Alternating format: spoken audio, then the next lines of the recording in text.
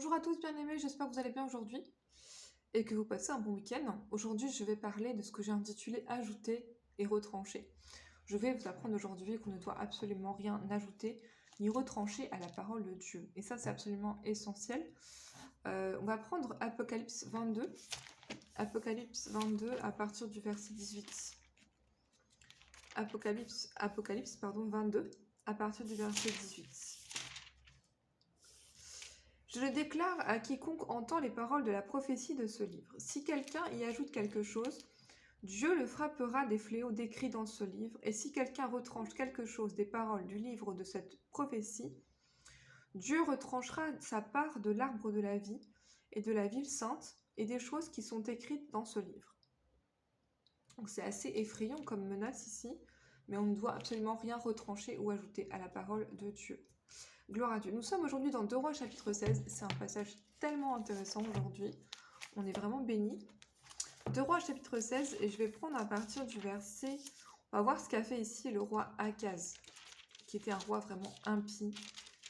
À partir du verset 10, le roi Akaz se rendit à Damas au devant de Tiglath-Pileser, roi d'Assyrie. Et ayant vu l'autel qui était à Damas, le roi Akaz envoya au sacrificateur Uri le modèle et la forme exacte de cet autel. Le sacrificateur Uri construisit un autel entièrement d'après le modèle envoyé de Damas par le roi Akaz. Et le sacrificateur Uri le fit avant que le roi Akaz fût de retour à Damas. À son arrivée de Damas, le roi vit l'autel, s'en approcha et y monta. Il fit brûler son holocauste et son offrande, versa ses libations et répandit sur l'autel le sang de ses sacrifices d'action de grâce. Moi, je ne vais pas tout lire à cause du temps, mais en fait, ce qui s'est passé, c'est que le roi Akaz a pris comme modèle un autel étranger, et il a copié ce modèle et il a transformé l'autel de Dieu en ce soi-disant autel, enfin cette espèce de caricature ou d'idolâtrie qu'il avait vu dans ce pays. Et finalement, en fait, l'autel de Dieu a perdu toute son authenticité. Et je voulais vous faire remarquer ici les verbes qui sont employés au verset 17. La Bible dit « Il brisa », ok, et le roi brisa les panneaux, donc brisa, retenez ces verbes-là, il a brisé. Ensuite, il en ôta les bassins, donc ôter, et il descendit la mer, descendre, il changea, verset 18. Donc en fait, on a toute l'idée ici de transformation, d'ajouter et de retrancher, alors que la Bible nous enseigne vraiment de ne pas faire ça. En fait, quand on a un standard, Dieu donne des standards. Le standard de Dieu ne change jamais. C'est à nous de se conformer au standard de Dieu. Bien souvent, ce qu'on veut faire, en fait, c'est qu'on veut y ajouter et y retrancher pour que ce soit confortable pour nous. Amen. Et ça, c'est très, très grave aux yeux de Dieu. Donc, en fait, si vous voulez, Akaz, ici, il fait sa propre religion. Quand on fait ça, en fait, on est en train de faire notre propre religion. Par exemple, on dit « Oh, la Bible dit ça, mais moi, je pense ça. » Donc, je ne vais pas considérer ce que dit la Bible dans cette partie-là, mais je vais peut-être même y ajouter ma pensée. Ça, c'est extrêmement grave. Gloire à Dieu. C'est pour ça que moi, quand je fais les messages comme ça, je fais toujours attention de ne pas dire, de ne pas en fait partager mon avis. Je partage simplement ce que dit la Bible. Mon but, en fait, c'est simplement de partager la Bible avec vous. C'est pas de partager ce que je pense. Amen. Gloire à Dieu. C'est pas de transformer la parole. C'est vraiment simplement de vous expliquer certains passages. Gloire à Dieu. Et ici, Akaz fait sa propre religion. Il fait son propre truc. Et beaucoup d'entre nous, les chrétiens, on fait ça. On a notre propre religion. On accepte une partie de la parole de Dieu, mais on y retranche une autre. On veut y ajouter. On veut, regardez ici, on veut ôter ceci, on veut changer cela à notre façon. Parce que ça nous convient plus. Ça, c'est très, très grave. Il y a quelqu'un qui a fait ça dans la parole de Dieu, ça s'appelle Jéroboam. On va apprendre dans 1 Roi chapitre 12. Alors le péché de Jéroboam est tellement grave que Dieu va y faire référence à de multiples occurrences bien plus tard. Mais ici, on a un péché qui est très très grave que Dieu ne pardonnera pas. Et le jugement va tomber dans 1 Roi chapitre 14. On a lu ça il n'y a pas très longtemps, souvenez-vous. Je vais juste vous lire ce qu'a fait Jéroboam pour Abel. Dans 1 Roi chapitre 12, verset 26, Jéroboam dit en son cœur: le royaume pourrait bien maintenant retourner à la maison de David. Si ce peuple monte à Jérusalem pour faire des sacrifices dans la maison de l'Éternel, le cœur de ce peuple retournera à son seigneur, à Roboam, roi de Juda, et ils me tueront et retourneront à Roboam, roi de Juda.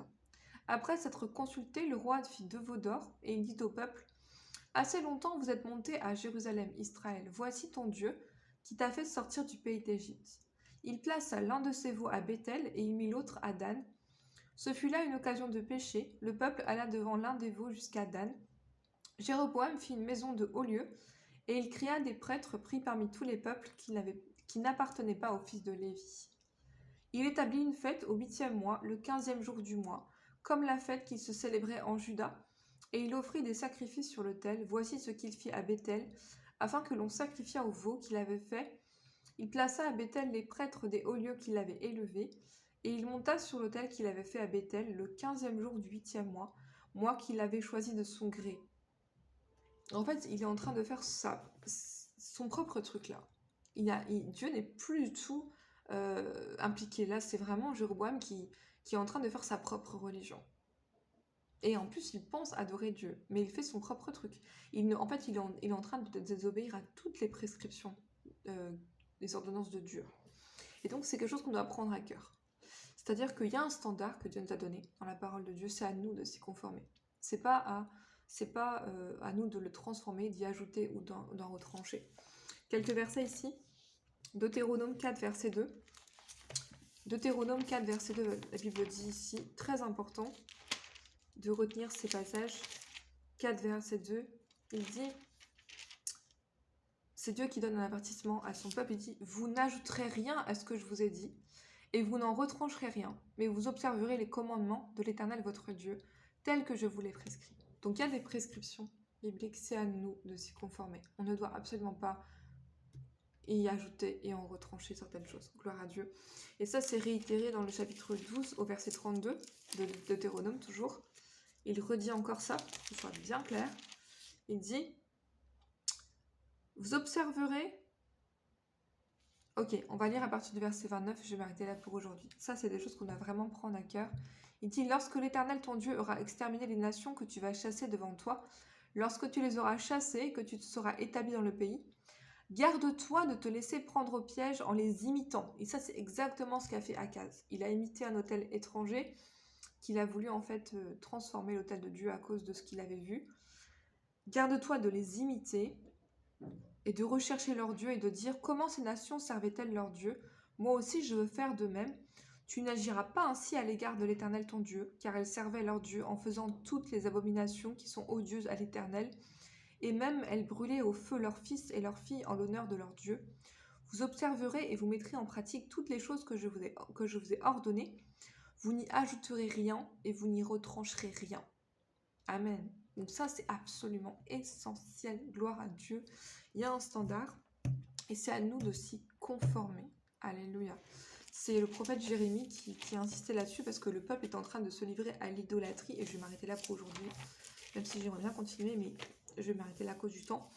Le prophète Jérémie était vraiment peiné parce que le peuple était idolâtre.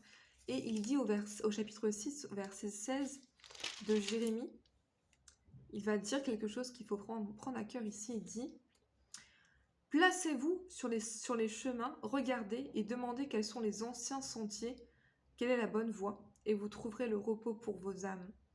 Mais ils répondent, nous n'y marcherons pas.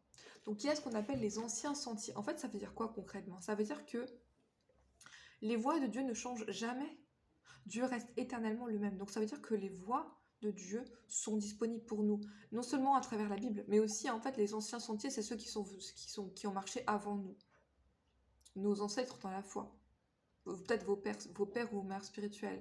Regardez, observez les choses et faites comme eux, mais ne soyons pas créatifs. En fait, Dieu ne nous a pas appelés à être créatifs. Dans le royaume de Dieu, c'est à nous de se conformer, mais c'est pas à nous d'être créatifs et de changer les lois de Dieu ou d'y ajouter ou de les transformer, de les changer. Donc en fait, Akaz, si je peux le qualifier comme ça, c'est vraiment le contre-exemple dans la parole de Dieu.